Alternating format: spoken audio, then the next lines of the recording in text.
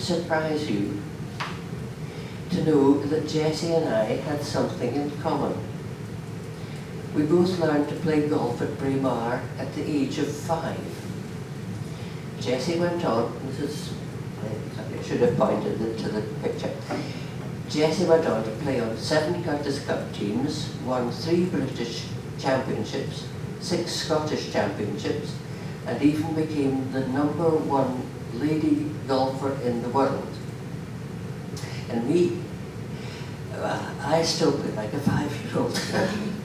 Which all goes to show that it doesn't matter where you learn or at what age. And of course, it's why this talk is about Jessie and not about me.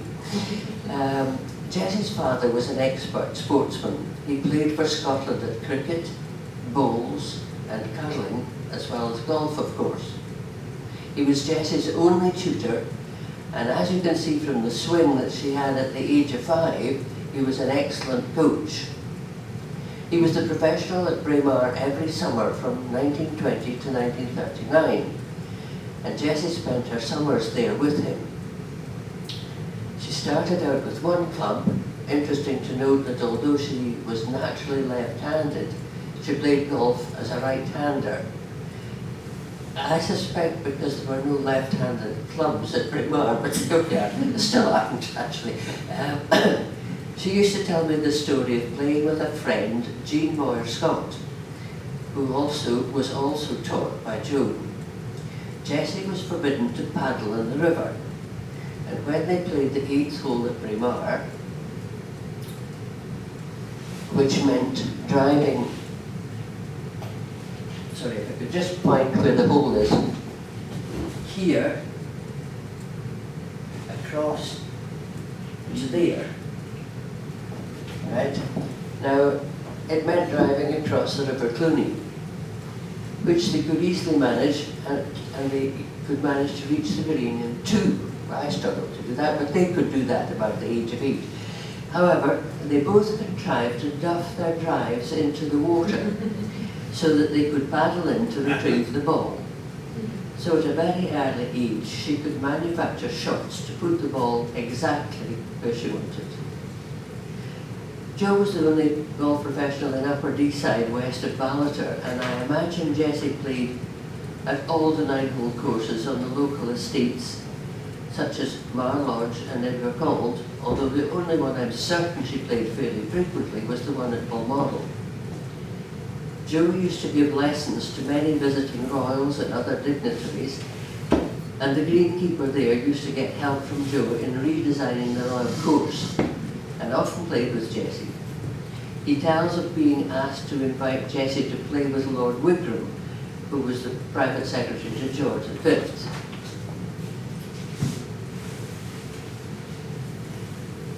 The feature that attracted Lord Wigram to Jessie was, in fact, the same feature that I found was remarked upon by so many throughout her life, namely her swing, which, as the subtitle of my book states, lasted a lifetime. She often said that she never thought about it, she just swung, which is so unlike most of us who have at least 30 thoughts going through our minds, and that's only on the backswing. I can only think that this resulted from the excellent coaching she had from such an early age. The other aspect of her golf, which, as I've said, I think came from her summer days spent in Braemar, was that she could manufacture shots, especially approach shots to the green. I'd like to elaborate on this if I may. I only ever found 3 photos of Jessie taken at the top of her backswing, and fortuitously, they're fairly evenly spaced over her golfing life. Aged 5, the only one I have of her playing golf as a child, age 20 and age 40. The coincidence was too great for me not to use them on the cover of the book that I wrote. However, there are many others taken at various points of her swing, and I realised that you couldn't tell which decade a photo belonged to from her swing. The clothing changed, the hairstyle changed, but the swing, never. If I could just show you 1 or 2 examples.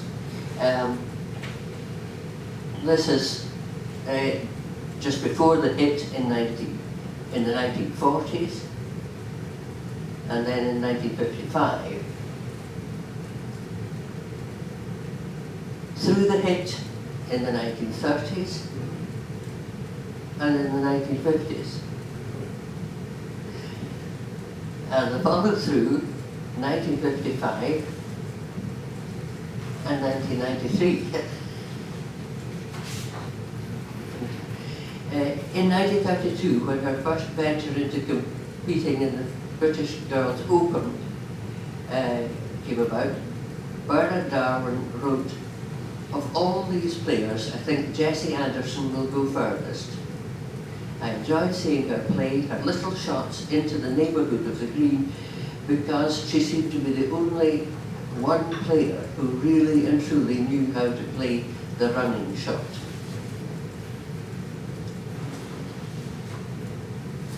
Other comments included 1993, "She hits the ball a long way with perfect balance." In 1950, "An action difficult to criticise. Her perfect balance, position of her head, her right shoulder well underneath, and her hands leading the club head produced perfect timing." And she didn't think about it. And then in 2006, in Obituary, at her peak, Jessie was considered to be one of the finest female iron players in the world. Indeed, most people commented on her delightful swing, and the story is told of her brusque response to one of her players, Eric Brown, who you may have heard of, who put her into the rough that was at least knee-high. When she managed to move the ball only a few feet, he joked that her bonny swing couldn't get her out of stuff like that. She retorted, "My bonny swing would not have put me into jungle like this in the first place." And this brings me to another characteristic I noticed about her, and which was commented on in what was written about her. In spite of her concentration and determination while playing her shots, it was fun to be in her company. Time and again, the description of Jessie was always smiling. And if I may read you a couple of examples. In 1935, when she was just 20 years old, she was chosen to go on an LGU-sponsored tour to Australia and New Zealand, by ship, of course. The first time they disembarked was at Bombay, where the men of the local golf club invited the group to play a match. The locals were said to be surprised and delighted to find not 5 grim Amazons, but delightful good-lookers who were at once popular by their smiling pleasure at everything. Apparently the hospitality they enjoyed didn't stop at golf or dinner or every luxury the club could offer, but also included sightseeing, dancing, and every other sort of good time possible in the few hours at their disposal. And by the by, Jessie, never having been outside Britain before, stepped off the ship onto a golf course she'd never seen before and beat her local opponent, Captain Pakenham Walsh, scoring a 71 on a course where the latest standard scratch was 73, and she was only 20. Then, having travelled through Australia, the press comment as they left for New Zealand was, "Hats off to the British women for sparkle, sportsmanship, and the fighting spirit that thrills. They had the last word." As you can see, they're a pretty happy lot. Those were the 5 that were on the tour. I had noticed from early photos that Jessie was always smiling, whether in victory or defeat. This one is Jessie with Nan Beard after the final of the 1934 Scottish. And then 20 years later with Marjorie Peel after the final of the 1954 Scottish.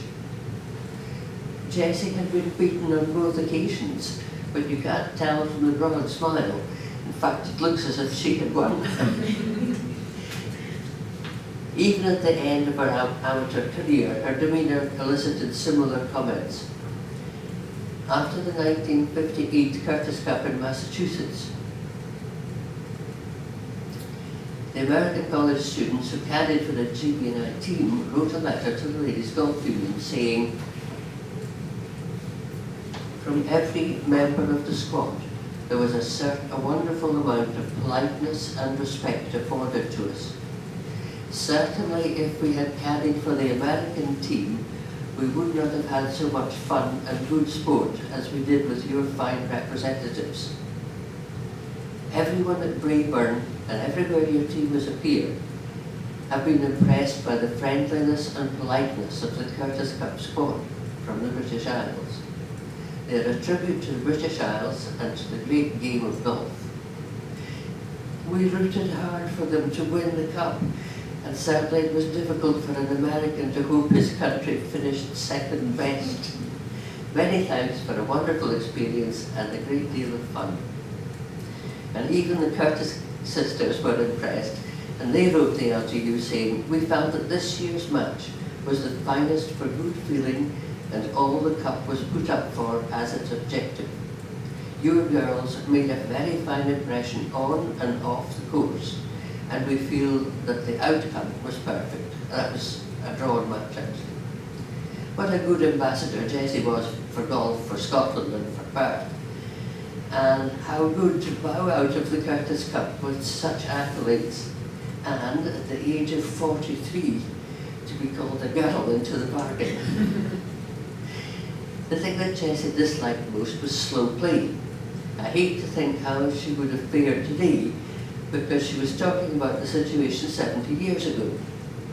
She certainly didn't dally on the golf course herself, and if I may give you an example of a match she played in the third round of the Scottish Championship in 1950. It was against another Scot, a good friend, Jean Donald, and generally considered at the time as one of the best matches, men or women, ever seen on the old course at St Andrews. So if you're a golfer, and you all are, you may be able to picture the holes. And this is a written description, a quote. Jessie started 4, 4, 4, 5 and found herself 3 down. As Jean had gone 3, 3, 4, 3. Jessie got one back at the 5th and another at the 7th. Then she took off round the turn, going 2, 3, 4, 3 from the 8th to the 11th to be one up. The match seesawed until the 17th hole finished Jean off, and Jessie won 2 and 1, having gone round in level 4s for 17 holes. It was played at concentrated speed with a background of thunder, rain, and a big gallery of spectators. 2.5 hours, the timekeeper said. It was even more impressive when you think of the clubs and balls they used only 5 years after the war, and also the fact that golf courses were not manicured as they are today. It makes one wonder how it has come about that matches today take twice as long and more. It would not have been possible to stage the tournaments of yesteryear if the competitors impersonated snails like they do today. Jessie used to play in single-round tournaments at Gleneagles, which I think were run by the LGU in the spring and by the SLGA in the autumn. The first time Jessie won the LGU Challenge Bowl was in 1936, when there were 209 entries. The following year she set the ladies' record for the King's Course of 74. She was not exactly performing poorly. That record, by the way, only lasted until the afternoon when Helen Home came in with a 71, so Jessie was only second that year. She won in 1938 with a 75, when it said there were 291 entries. And this is the spring, not long days of summer. If they played in threes, starting at 7 AM, by my calculation, the last tee-off time would be 16:42.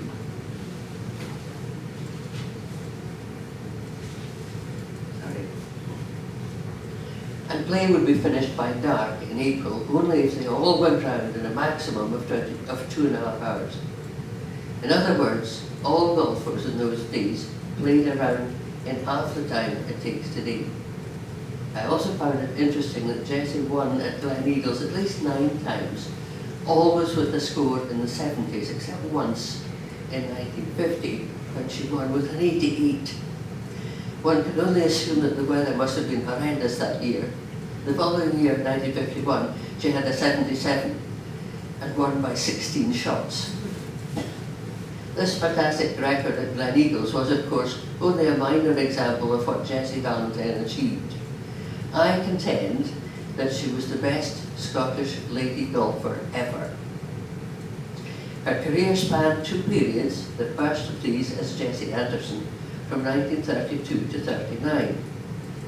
In 1932, she was runner-up in the British Girls' Championship, sorry, and won it the following year. In 1935, she was selected for that round the world LGU tour, winning the New Zealand Open, and there she is, on the way.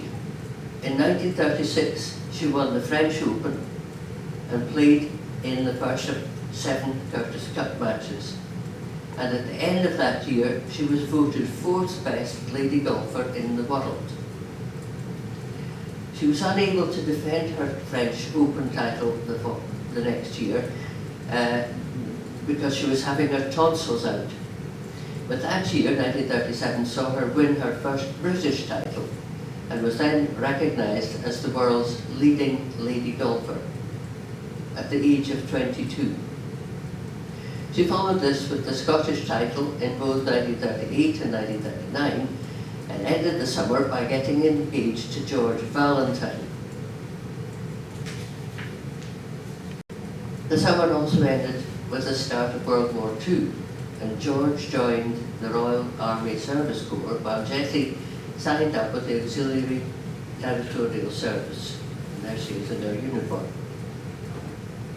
They were to marry in 1940, but George was taken prisoner in France, and the wedding had to be postponed until he was freed in 1945. It was at this point, of course, that Jessie changed her name. Unlike today, the norm in those days was to adopt one's husband's name totally. And so Jessie Anderson became Mrs George Valentine. No hint of who she was before, and another reason I suspect that Jessie is not given the recognition she deserves. It also left me with the dilemma as to what to call the book I wrote about her and how to give a title to this talk. I decided on Wee Jessie, the only name she'd been called all her life. Although Jessie was small in stature, only 5'2", the name Wee Jessie was mainly used as a term of endearment, not only in Scotland, but throughout the world. In April 1948, George and Jessie had a son, Francis Ian.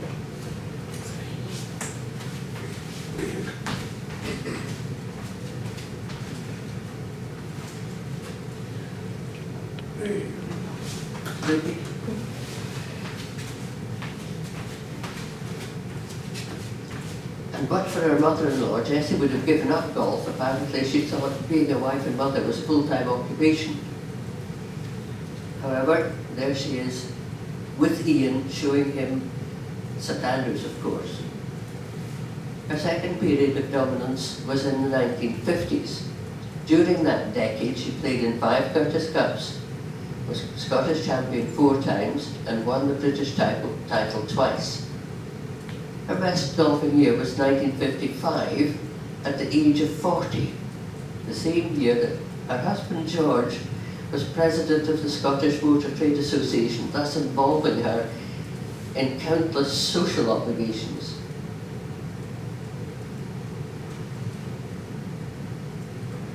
This summary of her year gives some indication of her achievements, but these are only the highlights. She played many matches throughout the year for GB&I against France and Belgium, for Scotland in the home internationals, and for Perth and Kinross in the county matches, as well as in foursomes and exhibition matches.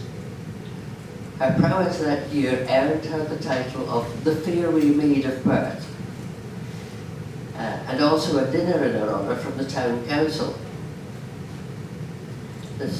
I was lucky enough to get the menu, which she lent me. Her local club was Craigie Hill, and it had already awarded her honorary membership when she won the British Girls in 1933. So this time they had a party and gave her a sewing machine. But it was actually what she asked for, but I just think that's lovely. Her performance in the Scottish Close Championship is also remarkable. In 17 entries, Jessie was in the semi-final or final 12 times, 6 of those as winner. I find it so unfair to compare Jessie's career with anyone who was not deprived of tournament golf during war years. So often the comparison is made by citing a number. Jessie won only 6 Scottish titles, while so-and-so won 7. Jessie won in 1938 and 39. Are you telling me that in the prime of her youth she would not have won at least some of 40, 41, 42, 43, 44, 45, 46, 7 championships that were not held, and Jessie was aged 25 to 31. That's when most golfers are playing at their best. And her father, Joe, said when Jessie was playing her finest golf. Similarly with the Curtis Cups, Jessie played in 7, but so-and-so played in 11. So are you telling me that she would not have been selected in 1940, 42, 44 and 46, if those matches had been played? But no, Jessie was driving an army truck during those years. And so you may ask, was there any flaw in Jessie's golf? Well, yes, there was. Her putting was not very reliable, and she was the first to admit it. Indeed, it was the only part of her game that she sought help from anyone other than her father. Here she is in 1975, getting a lesson at Gleneagles from Ian Marchbank, still trying to master the art at the age of 60. Of course, this is all relative, and I'm quite sure that she would have been highly amused by the obituaries written at the time of her passing in 2006. The one shot they all raved about was in fact a putt. She was selected to play in her first Curtis Cup in 1936 at Gleneagles. And on the 18th green of the final singles match, she sunk the putt to win her game, and therefore the whole Curtis Cup match ended in a draw. At the time, her putt was described as 7 yards long. The following year, it had grown to 15 yards, but by 2006 it was 20 yards. Jessie was carried off the green shoulder high, and I could not help but think of the parallel between that and the 2019 Solheim Cup at Gleneagles, when the same accolade was afforded Katrina Matthew.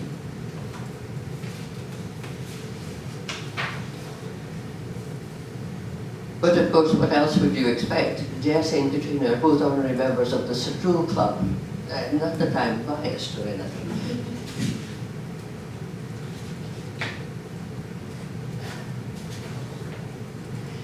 There's been much debate over the years as to whether sporting prowess is acquired or inherited.